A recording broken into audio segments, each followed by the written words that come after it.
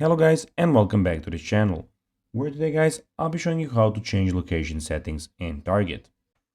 Now guys, the first thing that you of course need to do is go to target.com and you'll be greeted by a website looking something like this.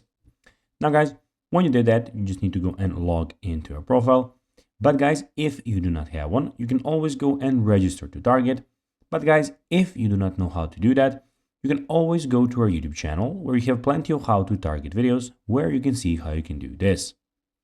Now guys, that we got that out of the way, let's see what we actually have in front of us here.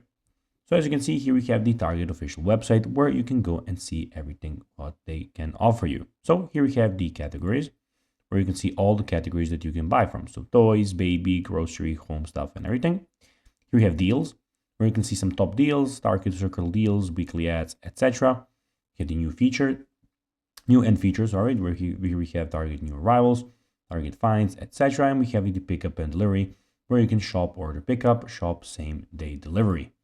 If you want something here, you can go and search it for here. So if you have something specific that you would like, and here we have the sign in option. And also here we get the cart where you can go guys and see everything that is actually in your cart.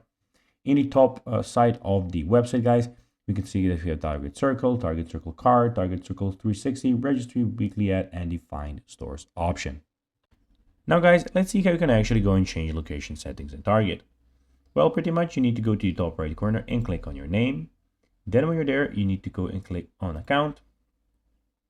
After that, you just need to go and click on your settings. When you're there, here you have the addresses where you can add an address and change your location.